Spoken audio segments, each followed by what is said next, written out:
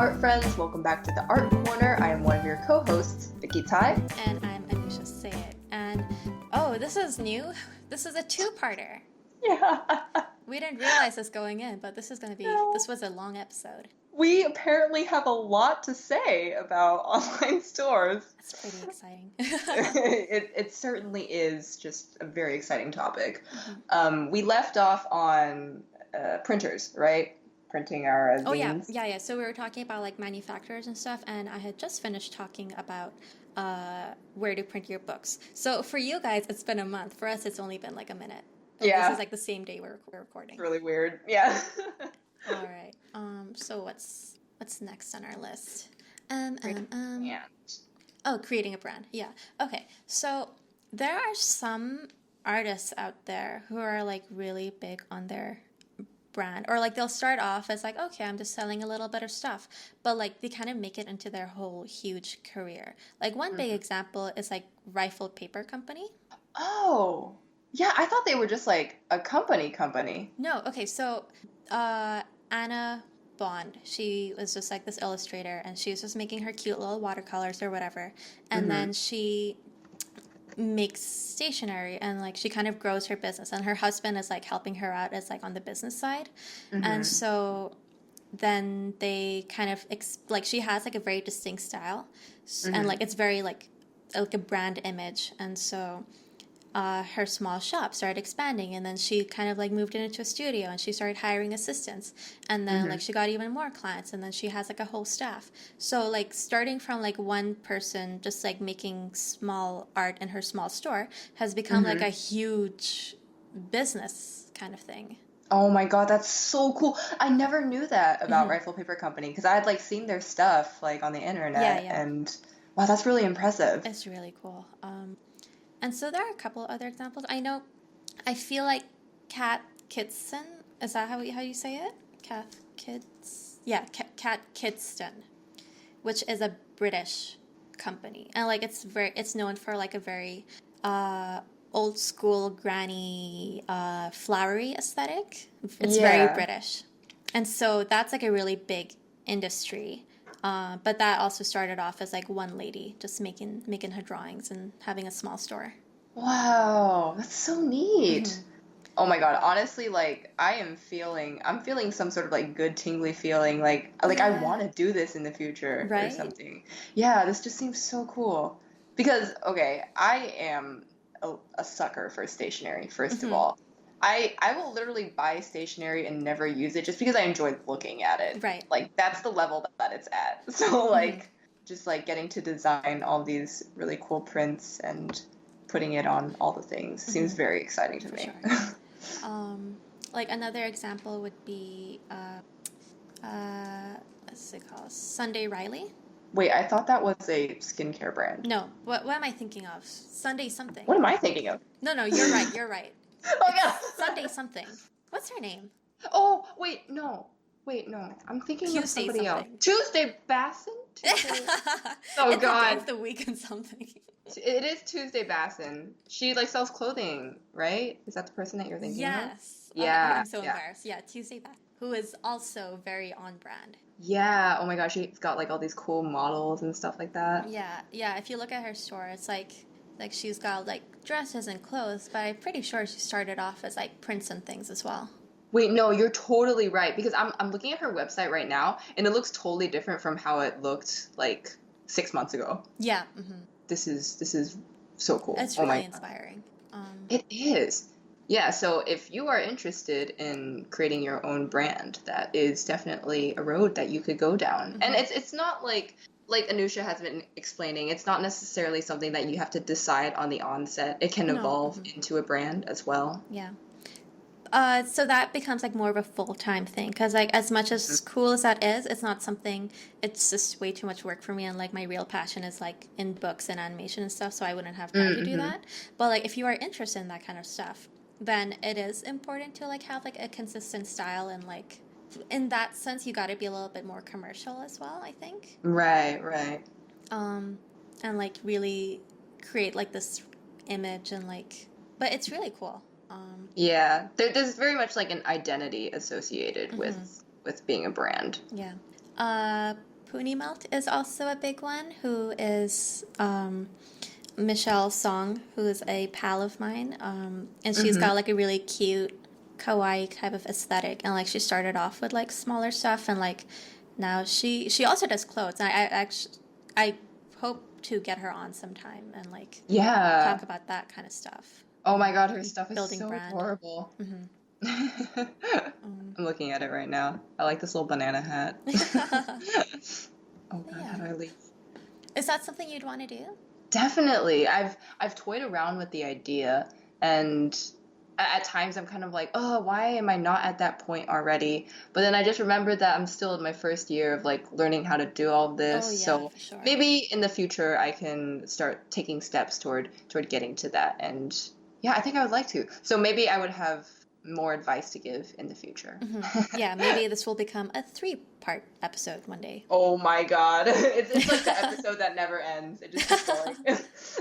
Oh my god. Though I do feel like this is going to happen with a couple of our episodes. Like I do, like our art school episode is going to be a huge one, I feel like.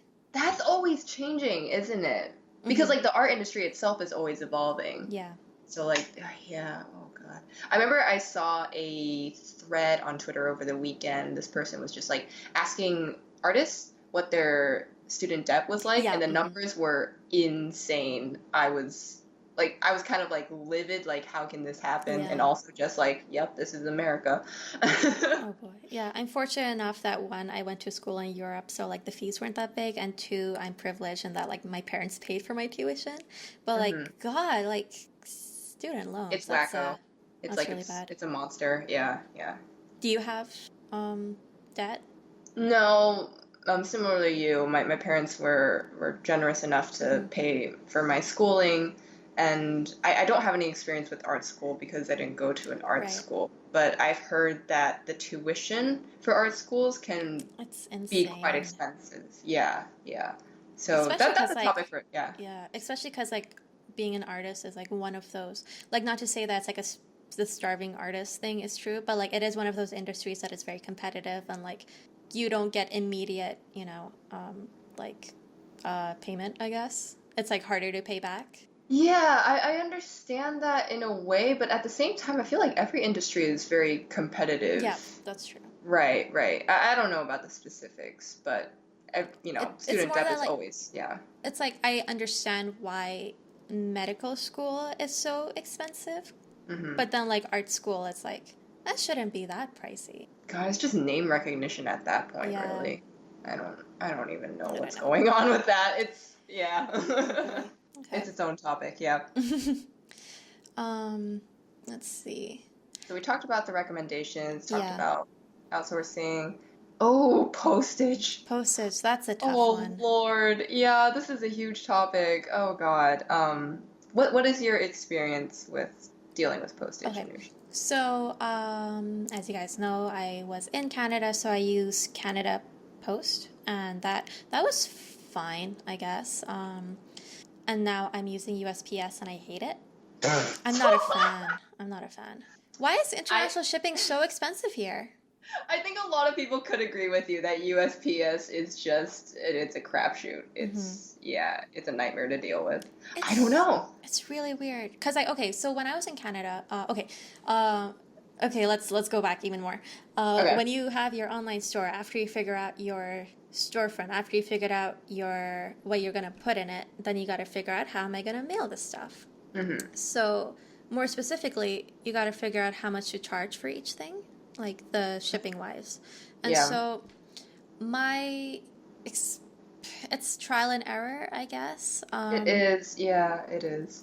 But my rule of thumb so far, so if I'm shipping a A4 size print in a cardboard mailer, and when I was using Canada Post, it would be, I'd charge $5 for local, $7 to the US, and then $10 for international.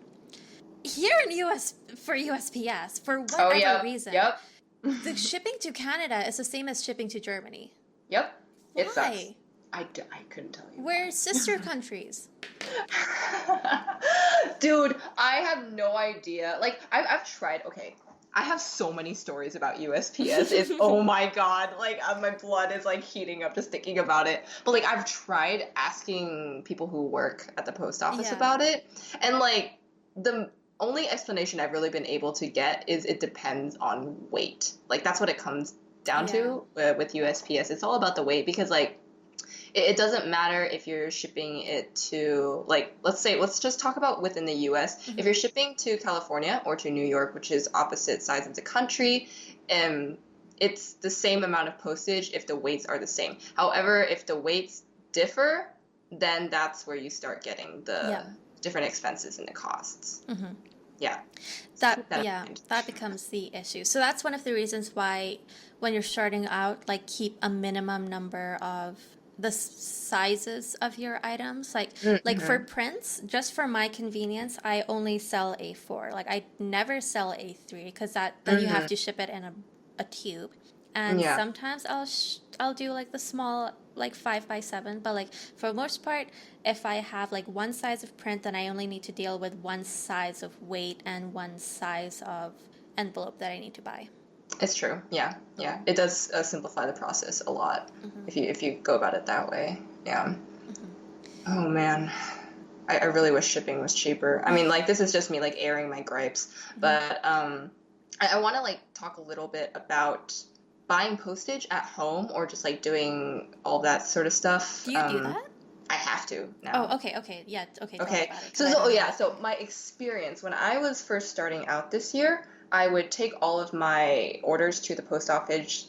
Post office? What the hell? Yes. To the post office for them to put postage on it. And that worked out okay for a while until the orders started getting larger and larger, and it would take the people working there longer and longer. And so this one time I went there, I had a particularly large amount of orders. And this guy who was working there, he has been known to be kind of abrasive toward people. And like, I understand it's not easy, working at the post office, much less any retail job. But it was taking a long time, and there were other customers starting to pile up behind me.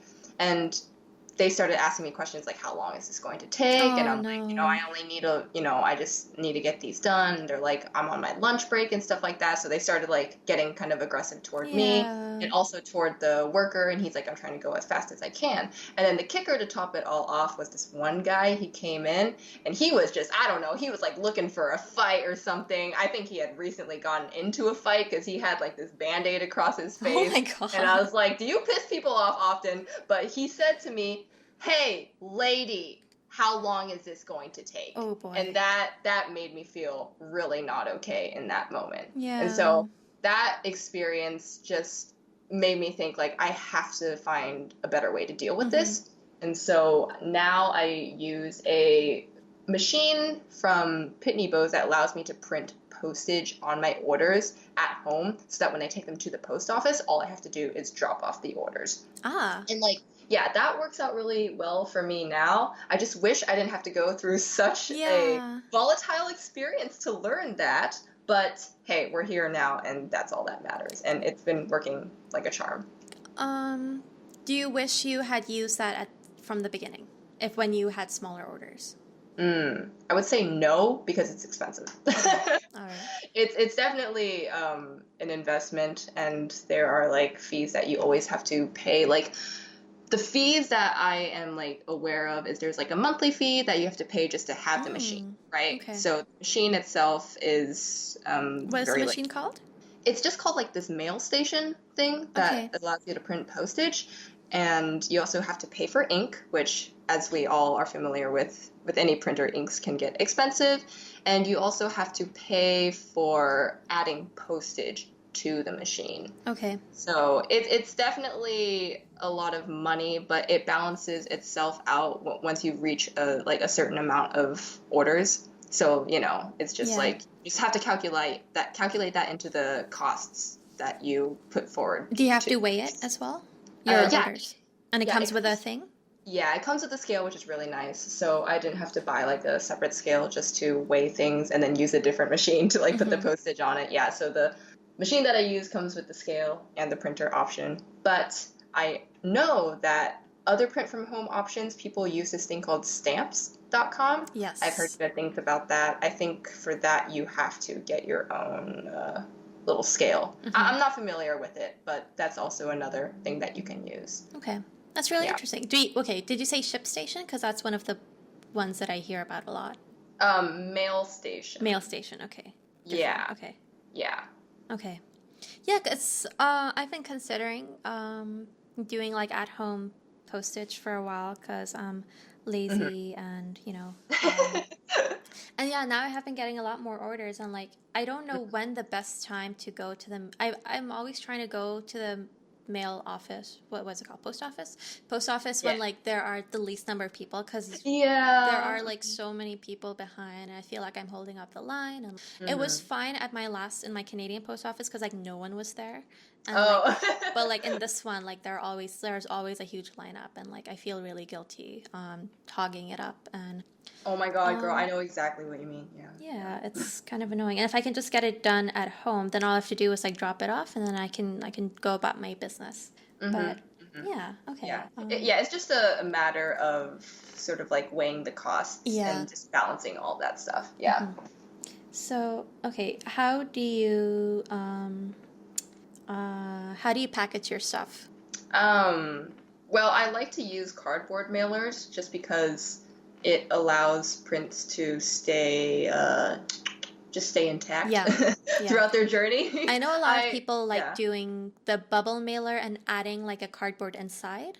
Ooh, but I think that's like you're just paying for two things, and I like to like minimize as much cost as possible. So I also do the cardboard mailer. Because like, okay, the thing is, we're talking a lot about minimizing costs, but it's not just for us, it's also for customers. Because like, if it costs more for us to buy our materials, then we also have to charge more on the products that we sell. So it's all a matter of like lowering it for everybody's enjoyment, basically. Cardboard mailers, they're good. Yeah, because like it's really annoying because like with these like especially for like international orders, it's like you're already paying like $10 for shipping, especially if you're paying for like a $5 print, and like to add in like an extra cost of like this packaging that you're using and like all of this like extra stuff costs like another $5, and it's like it's unappealing for if you want to buy that kind of stuff. So definitely, it's just about So, do you use cardboard mailers for all your stuff? Pretty much, yeah. The only thing that I take an extra step with putting the cardboard insert is just with original pieces, right? Because one of a kind, right? You can't. if that fucks up, then nobody wins. So just with originals, I take an extra step. And I remember when I was shipping out enamel pins, I would use the bubble mailers and the cardboard backing because that's its own game as well. It's 3D and it can break. Yes. So where do you get your packaging supplies from? Just Amazon, really. Okay. Yeah. What about you? So I get so before I would just get them from the Canada Post. Like they would have them for like, it would be like $2 for one mailer, and I was like, okay, I'm losing a lot of money on this. And then I started buying them in bulk. Like I got like a big 100 pack of these cardboard. But so that has been a lot of help because one, I don't need to like go out and buy mailers when I run out, and it's a lot cheaper when you buy in bulk. So I got the 9.5 by 13 Jiffy rigid mailers, and they were actually a box of 200, and I got it for $117. So if we do the math, it becomes $1.70 for each mailer, which I think is pretty good. Yeah, definitely cheaper than if you were to buy it individually. And then for my pins and stuff, I would get these from Canada Post, but I found them on Amazon. You can get like nice looking mailers. These bubble ones are like pastel pink, and I feel like it gives like an added like nice touch. Like to customize. But yeah, so those are the things that I use. That is very helpful. So to over the past, I guess, 2 years since I started my store, besides like cutting down costs and stuff, you also need to think about cutting down time, because as much as I would love to like put my heart and soul in making like really nice customized packages for everyone, because I know a lot of people like, okay, as much as I would like to do that, I don't have time for it. And especially if you have like 20 orders, or like, it's going to take too much time. So, and I know some people, I believe, no, I can't remember who it was, but like, there's this one person who I ordered something from, and like she wrapped it up in like a nice paper, and like she wrapped it up in a twine, like, like a twine ribbon. Wow. And then there was like a lot of like little stickers, and like it was so cute. I was really impressed, but I was also like, girl, you have way too much time on your hands.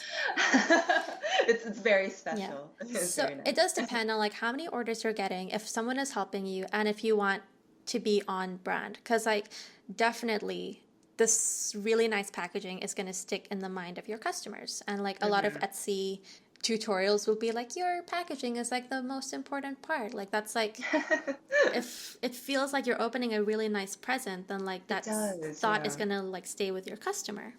So you can definitely think about that. But I just don't have time for it. Yeah, and that comes down to like personal taste as well. Yes, that's true.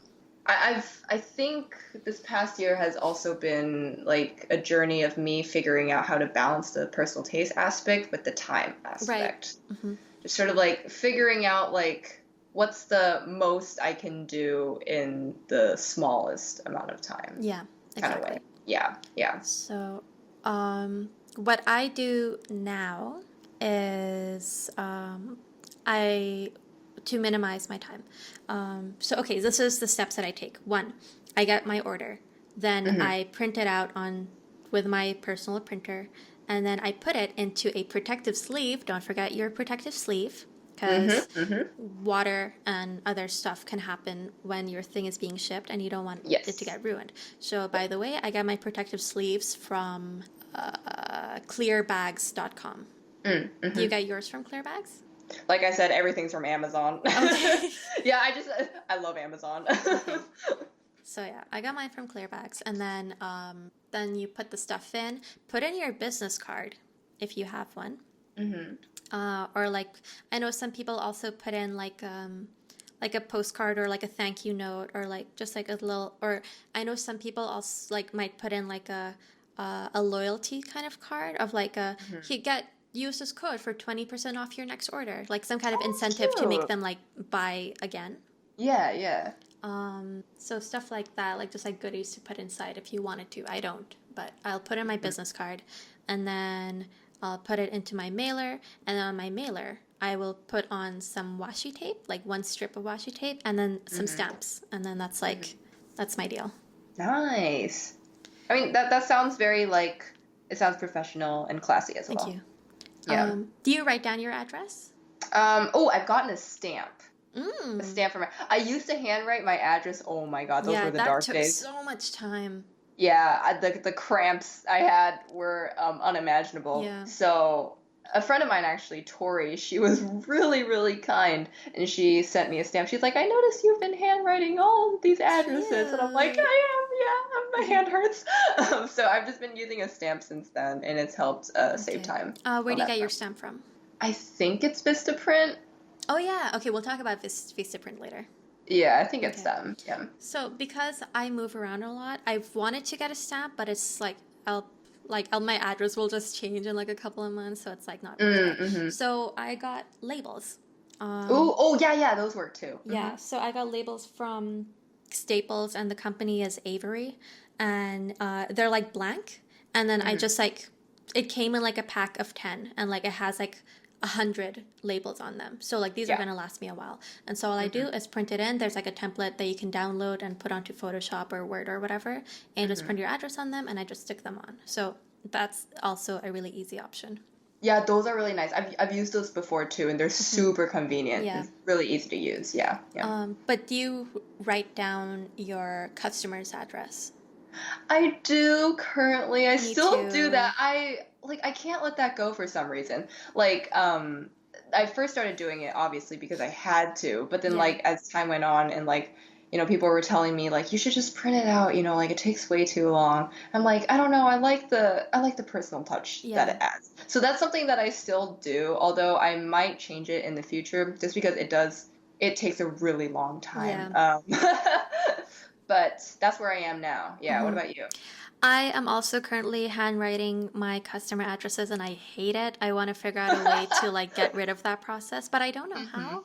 Um, I've heard people who do the postage at home, they can also print out shipping labels yeah. that way. So that could be a way that you take that Hmm. step out. Yeah. Yeah. Um, the pen that I'm using is just a regular Sharpie, but like after an hour of like writing addresses, like I get the hmm worst headache just because of the fumes. It's like, hmm Sharpie, get your SHIT together. No swearing on this podcast. Oh, whoops. I've been like swearing since the first Really? I episode. haven't noticed. Really? Oh my God. I've just been censoring it in my mind. Oh, wait, is it okay? Is it bad No, no, I don't think so. okay. Okay, all right. Everything's fine. Yeah. I also use a Sharpie as well, and I used to think that Sharpies lasted a really long time, but ever since I started writing a bunch of addresses with them, I've been going through them Oh like boy. just like tissues. Yeah. Yeah, it's kind of weird. But Dang. yeah, I don't know. Does anybody have advice for us? At this point, we're just Yeah. like, oh, we don't know If how to yeah, do. if you're ever listening to our podcast and like you're like, oh, I need to correct them, they're giving some really bad like criminating information. Like you're gonna like and like get like a lot of people in jail or something. Then let us know and we'll give like a correction or something. I don't Yeah, know. yeah. We don't mind. You can call us out Hmm. if it's necessary. Call us at 1-800 we were wrong. Okay. Yeah. Is there anything else? We talked about what sells. We talked about being more commercial. We talked about alternative sellers. Organize your products. Is Yeah. that? Oh, just one thing. Yeah, yeah. Let's talk about Vistaprint for a quick second. Oh, yeah, yeah, sure. Because actually, I want to talk about business cards. Yeah, yeah. Go ahead. We'll talk about business cards in like a bunch of episodes, but let's just bring it up here as well. You should always have a business card. Very helpful. Like, make sure you put in your website, maybe your social media stuff. A lot of places, and then like an example of your art, like your front will have like some artwork and your back will have your information, for example. So the two that three, let's say, that I've used are moo.com is my favorite. That's like luxury business cards. The good stuff. The good stuff. They've got like 3 tiers of like the kind of quality you want, and I choose the lowest tier because I'm not made of money, but they're still really good quality, and they have the option of rounded corners, which is a nice touch. And what I really like is that you can have like different backings for your cards. So let's say you order 50 cards, you have the option of like having 50 different backings if you want it, or like 2 or 3, but like maximum 50 because that's the number of cards you have. But like it becomes really cute because they kind of like you lay them down on your table or like and it's like, oh, pick your favorite, gotta catch them all. It's like Oh my God, it's adorable. I have like when I'm conning whatever, Yes. I get a lot of people who are like, oh, that's so cool, they're all different, and they'll pick their favorite one. So it's like a nice touch. I quite like Moo, but they are pricey. Then you've got That is very Vistaprint. neat. Vistaprint is really good. They print a lot of different stuff. So if you wanted to print, I think they do prints even. I think so. Yeah, they do a lot of stuff. Yeah, like you can get your mugs and T-shirts and Yeah. calendars or whatever. But I have done business cards from them. They are not as good quality, but they are still good quality. But I do like them because they're faster and they always have a sale going on. Right, right. Yeah. I also got my banner from there. If you Yeah, like doing how's the conventions. banner? I like the banner. It's good. Nice, nice. And then Staples. Oh, If you the wild card. the wild card. Okay, Staples is garbage, but if you don't want to spend a lot of money, and because like honestly, business cards, they can look like garbage. Because it's just a card. It's like if it looks nice, it's a nice touch. But honestly, like it just needs your information on it. So This like, is reminding me so much of that scene from American Psycho where they're all like comparing their business cards. yeah. Oh my god. But yeah, go on, Staples. Yeah, Staples. So Staples I use if like I realize I'm out of business cards and I need them urgently the next day because they do like 1 day delivery. Oh, cool. Yes. So But they're also garbage. But they're also garbage. Okay.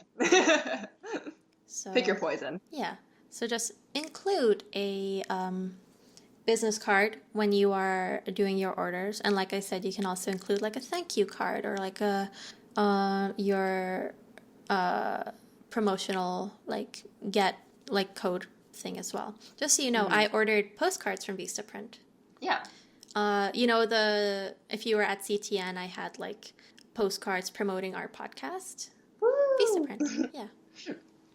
I'm learning a lot from you, Anoosha. Yeah. I've never printed business cards in my life. Like I don't even know. Yeah, I don't even know how to go about doing that, but I'm learning. What in the world? I know, dude.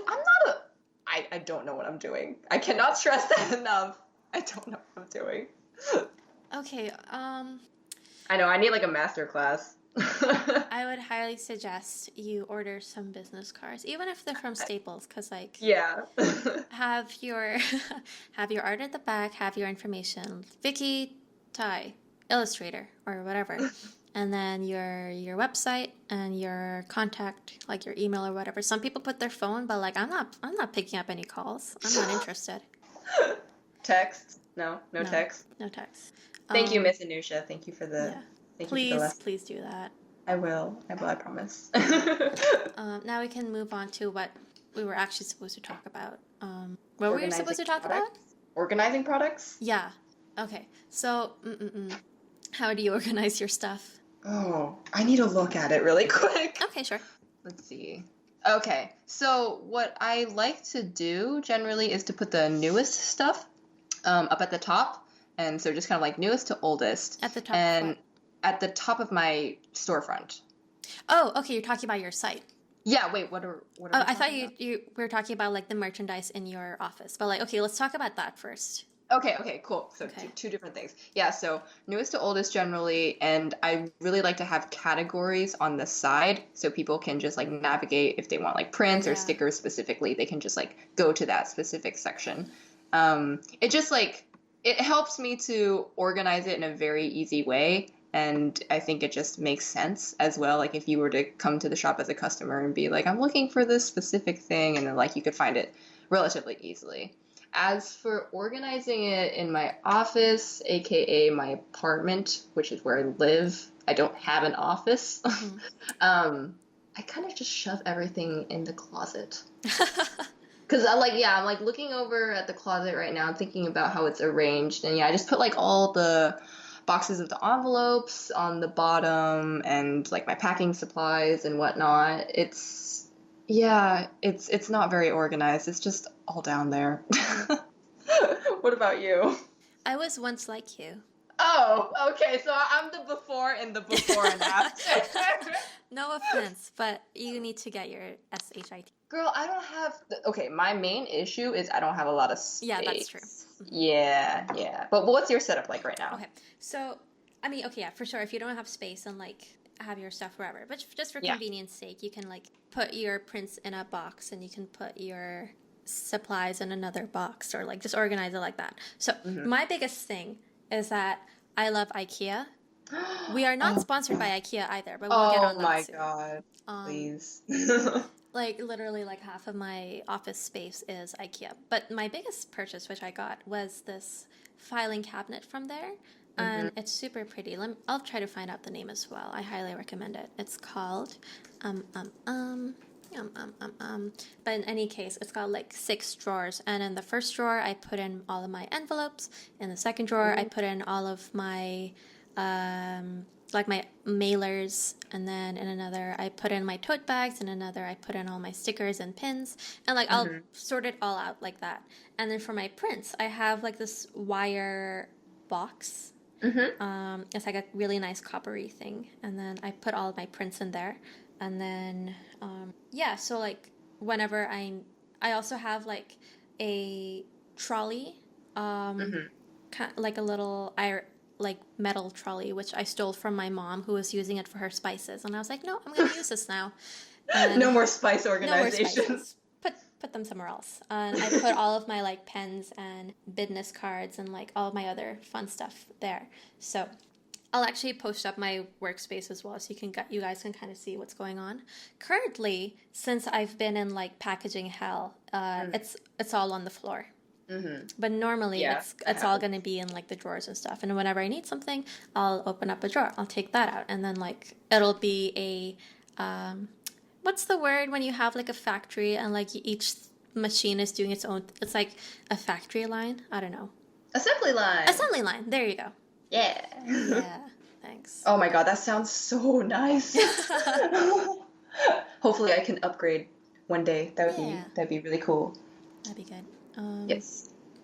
As for my shop, my online store, I just have it separated into like a section for prints, a section for books, a section for accessories, and a section for stickers. Yeah, that makes sense. Yeah. Straightforward. Fine. Yeah. So, okay, here's a question. How do you choose what you're going to sell?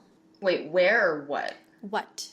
Like, let's say you make a new piece of artwork. Uh-huh. Do you immediately put it on your store, or is that like, or like, are you very selective about what you put on your store, or like, how does it work? Oh, yeah. I would say I have a certain level of selectiveness when it comes to what I put out. Because, like, there are definitely pieces where people ask for prints, but I won't make prints of it just because I personally don't want it as a print. Yeah. And, what else? I think the most important thing is, like, meeting in the middle. Yeah. So, like, if I want to make it a print and other people want to see it as a print, then that's how I decide, like, okay, that's going to be a thing. Yeah. But then if, like, I want to make it a print and nobody wants it as a print, then I'm not going to make it as a print. Right. If people want it as a print, but I really don't want it as a print, then I'm also not going to make it a print. Yeah. So it's all just about, like, that compromise for the most part. Yeah, I think that's sort of the main, like, train of thought that I follow. Yeah. I think, like, one of the biggest questions is, like, trying to figure out what sells, because you don't know how the customer is going to think. You might make something and you might think, oh, this is going to be a big hit, and then you'll order like 10 prints of it, and then like nobody buys it at all. Like it's very hard to like figure out like what is going to sell or like what doesn't. And that part is always hard for, especially for like newer store people, but like it's all about like trying to figure out marketability, I guess. It's like yeah, and it's also about understanding your audience as well. And I think like a good rule of thumb that I've like followed ever since I started my online store was just like, if I would enjoy receiving this, right? Like if I would want to buy this, then it's likely that other people would want to buy it as well. So I just, going from that, I just try to make it like the best version of that possible that I can in that particular time of my life. And then I like, create that product. Right. Some suggestions of like how to figure out what could sell. Social media is a really good one of those. Like you can have like polls and stuff within, and like ask people like, hey, would you want to buy this and from my store if I put it up? Or like have like a poll of like several different options and be like, which one would you be most interested in buying? Or I know a lot of people. Do you ever do pre-orders? I think I did it once and then I never did it again. Although I'm thinking of bringing it back in the future because, back in the future, that's a weird phrase.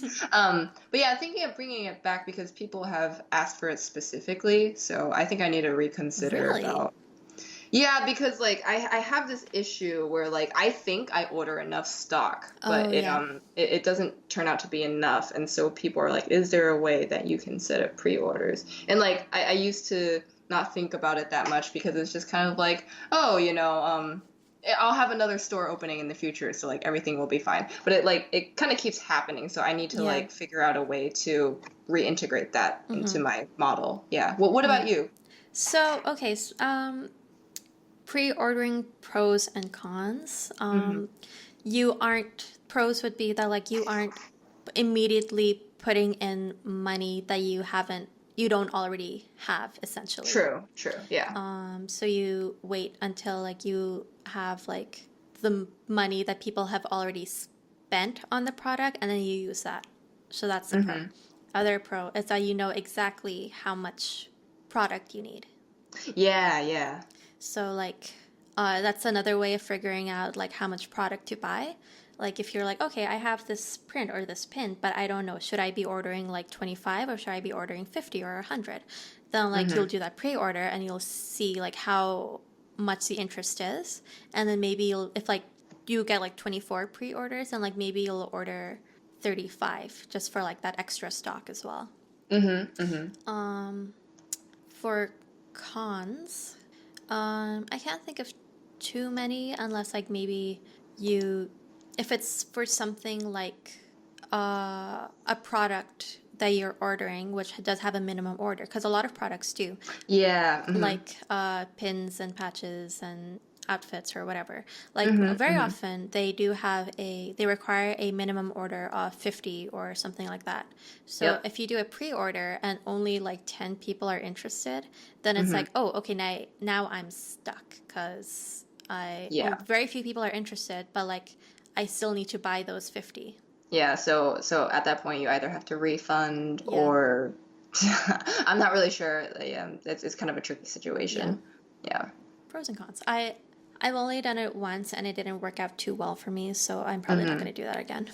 I see. Yeah, it's sort of like a thing where you just, as it goes, right? Like if you feel like you need it, then you can integrate it. But it's definitely not necessary. Like especially when you're first starting out, I don't think it's really necessary. Yeah. It's kind of a big undertaking, and like it requires some understanding of like the business, like technical side of things. So yeah.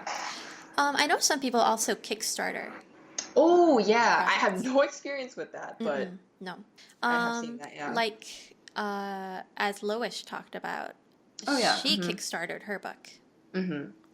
And so that's very similar to pre-ordering, but then like you also add in those extra incentives of like the Kickstarter rewards, and it's also then you don't have like the con of like I have like these 10 people, but I would need like the minimum order of 50, because then like if you have like a goal of like getting at least 50 people to sign on and it doesn't happen, then you don't need to worry about like refunds or like, because then like the goal is not met, and like it's like it's done, everyone gets refunded. Yeah, so that's another route that you could take. I personally don't like it. Oh really? Yeah. Is it sorry. I prefer just having everything within my store.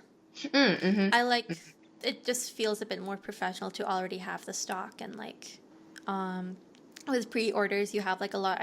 With the pre-order that I did, I had so many people just like being like, when is it coming? I've been waiting for this. It's like, oh, it's a pre-order, like you have to wait a bit. Like, yeah, I don't know. And like things can happen confusing. And like so yeah, I just prefer having like all my stock with me. Yeah, I think the most important thing when it comes to pre-orders is good communication with your customers. Yes. So if there is any sort of delay or any sort of change in plan, just let them know. And for the most part, people are very, very understanding. And, yeah, that's true. Yeah. Okay. Have you had any like horrible clients or like, customers? Honestly, other than this one person, when I first started out my store, everybody has been pretty understanding. So, I mean, like, it was kind of my fault as well. And this kind of goes back to the whole postage topic. I didn't know how much to charge because obviously at that time I didn't have the machine. I didn't have the scale, and I'd never sold anything internationally before, so I didn't know how much postage cost. And I know that you can like look it up, but it's honestly it's kind of overwhelming when you're first starting. You're just trying to like get things running. And I remember I had like sent things out, or no, I was like still packaging orders. And this person had messaged me saying like, I paid a lot for shipping, internationally. Why isn't it here already? And I'm like, well, I send things out on the same day every single week. So like it's going to be sent out on that day specifically. And I don't think they ever bought from me again, which is fine. I mean, like it was just kind of like a misunderstanding on both of our parts. But ever since then, you know, I was able to learn from that experience. And oh my god, something fall? My trolley fell over because I kicked it. It's the spices. They want their revenge. Oh my god, I'm sorry guys. Hopefully I'll try to edit that out so like so it's a little bit quieter. But oh boy, I have to clean that up. There's like pens everywhere. What happened? But yeah, just kind of like finishing that thought. I was able to learn from that experience, and I personally feel like I communicate pretty well with my customers if any issues do come up, like with orders not arriving or just like, you know, orders are bent or something like that, then I'm able to take care of it pretty easily with them. Yeah. As a good rule of thumb, customer service is very important.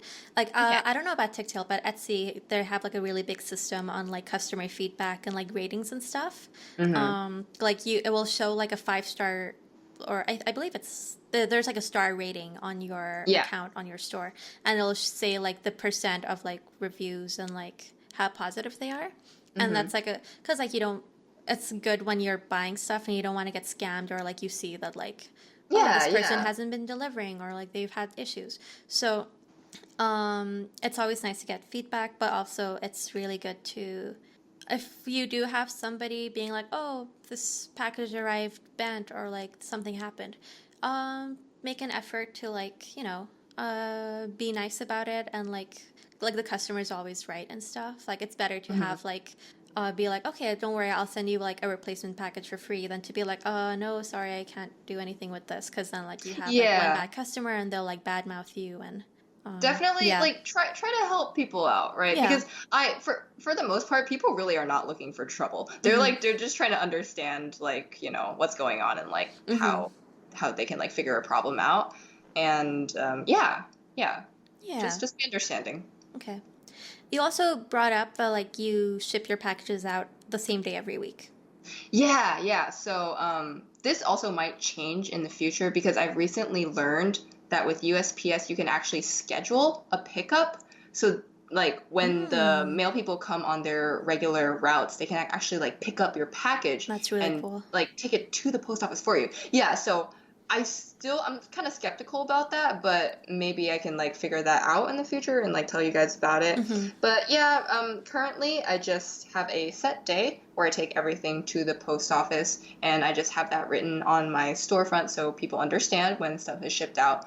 And also it makes it easier for me, so I don't have to do like multiple trips. Yeah, for sure. Oh wait, because you know, that's gas money, that's time, and it can become a bit stressful as well. Yeah, I do something similar. I don't have like a set day of the week, but I do like I say in my, as like a disclaimer, like on my website, that like your package will be processed within 4 business days. Oh, cool. Yeah. So that like I usually try to wait until I have at least 3 orders, because there are so many times where like I'll have like 1 order and I'll be like, okay, I'll go ship this off, and then like as I'm at the post office, like I'll get like another order, and it's just like unnecessary number of trips. So like I try to group them up whenever I can. Yeah, no, that's definitely a good idea. Just like once your store starts picking up, it's good to kind of like figure out how to get things shipped out. Yeah, for sure. Let's see. What else do we need to cover? I see taxes is written on here. Yeah, taxes. I'm really bad about that. I'm not skilled in this topic at all. I don't feel like I have a lot to offer in terms of expertise. It's still something that I'm learning. Yeah. I feel like I put it on our list just because like we probably know more than like the beginner newbie, so like whatever information we have could be helpful. Okay. Yeah, okay. So, when you have a lot of your storefronts, I'm assuming, I know Etsy had this, is that like it'll keep track of your orders, and like it'll make like an Excel sheet of like your the how much it cost and like the shipping, and it'll total it all up, as well as like the country and like all of that kind of stuff. So what I do, okay, because like as like a freelancer, like I throughout the entire year I keep track of my expenses because that's you're earning a lot of money, but like you are just so like you get like you don't have to pay too much to the government. Like you got to write off like your expenses and stuff. You know, so like keep track of all of that, like every receipt that you get. So like when you're ordering stuff off of like you're ordering your prints and like your packaging materials and etc. You keep track of that, and so when it comes for tax seasons, like you. So okay, look, I have an accountant, so I don't really know what I'm talking about. But like this is what I do. I'll give all of this information to my accountant, and then I don't have to pay as much money to the government because like these are expenses. So Yes. My shipping, I think, also goes into that, I believe. So like when I look at my Etsy stuff, then I can write that off, I think. Yeah, so from my understanding, it's like if it's something that you spend toward your business, Yes. then that's something that you want to keep track of. Yeah. Yeah. So, yeah. All of like. Is this like the blind leading the blind? We're like, yes. Yes. That's... We don't want any of you to get arrested, so we do recommend that you talk to people who actually know about this kind of stuff. But my advice is just that keep track of everything that you're spending. Yeah, I think that is a good thing to keep in mind, just because, like, as Anoosha said, there are some things that that are deductible. Yes, that's the word I was looking for. Yeah, that are deductible because they go toward your business. Yes. But yeah, sorry, I'm like an empty kettle. I don't have any good sage advice because I'm like still figuring it out myself. Yeah. Taxes can be tricky.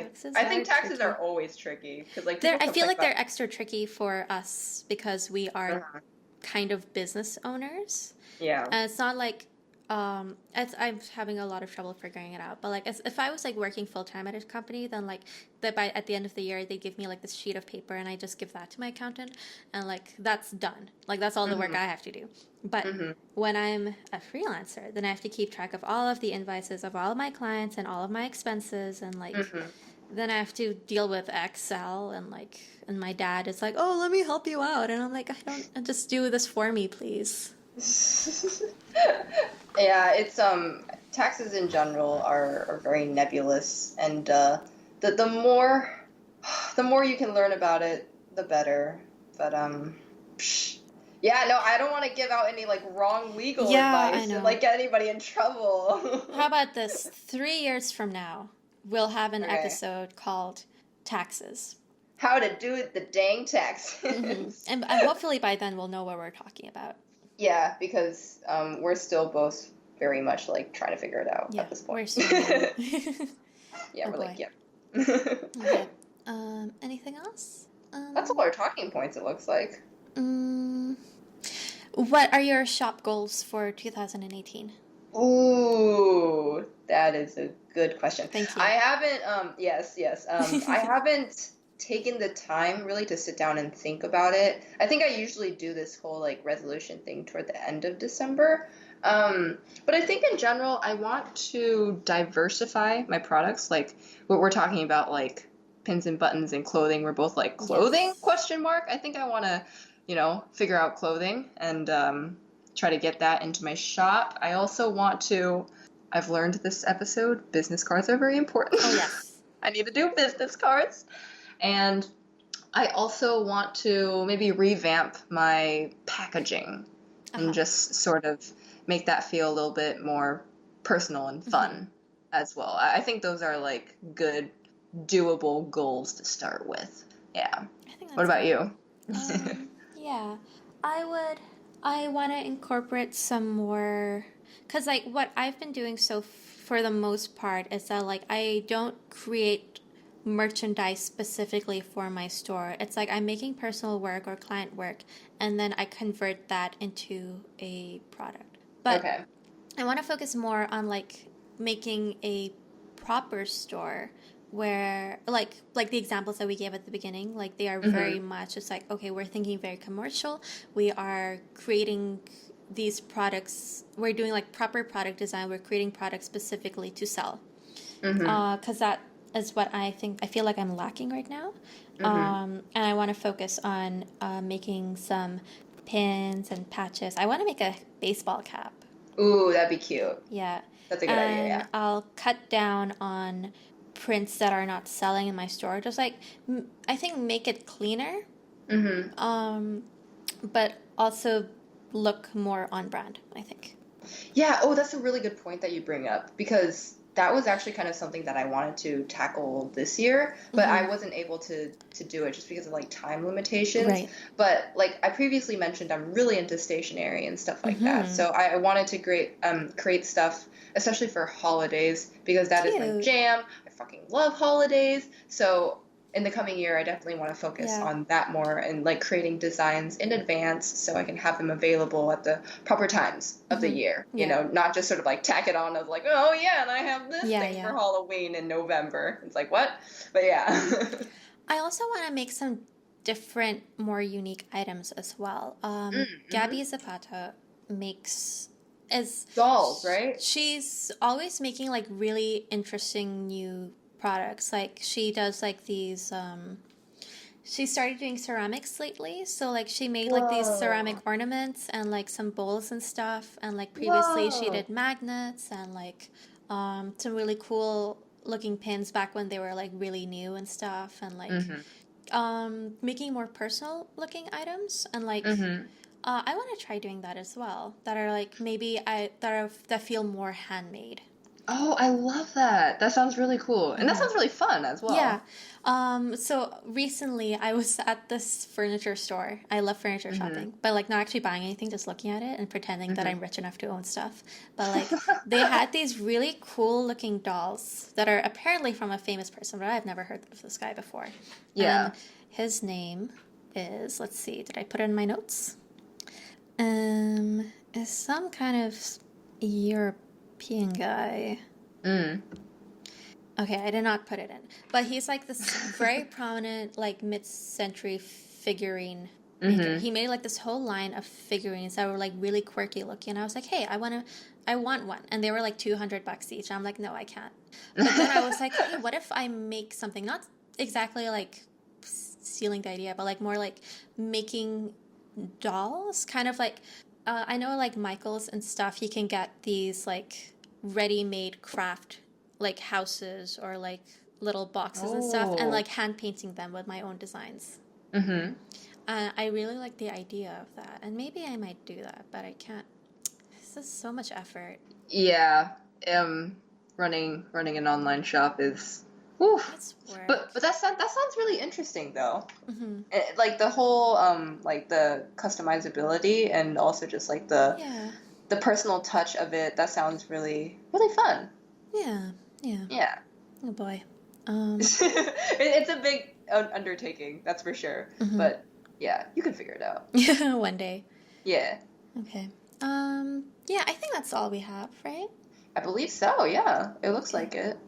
Nothing else is coming to mind at the moment. Okay. All right, then. Thank you guys for joining us on our first 2-part episode. Yeah, wow. Yeah, this was wild.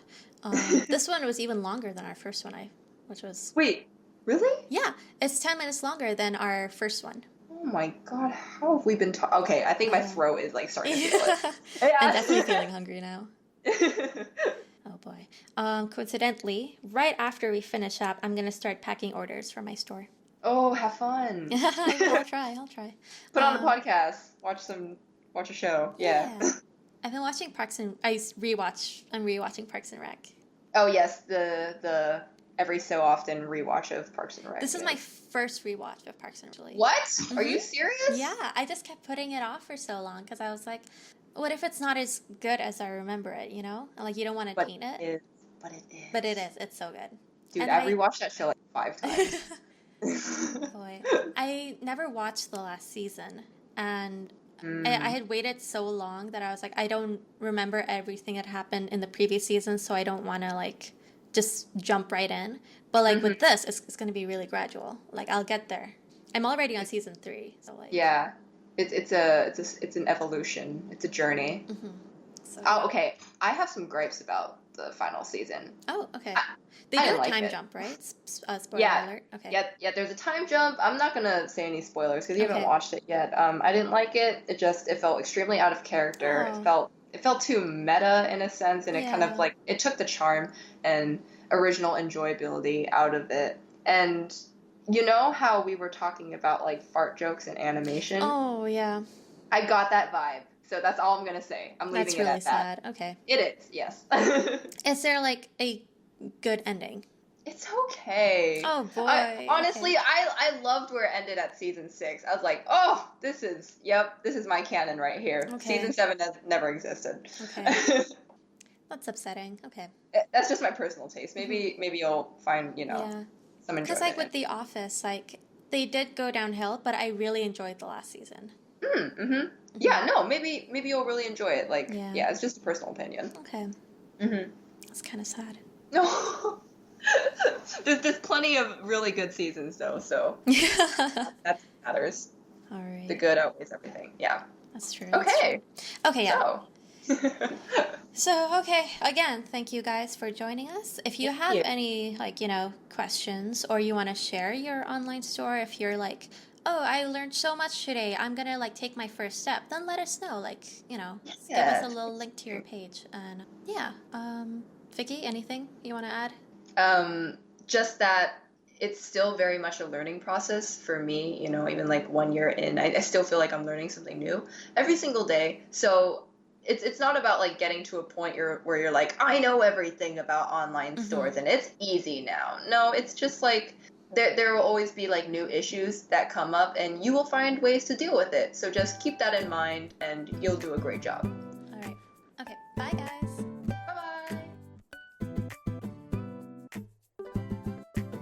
Thank you for listening to The Art Corner.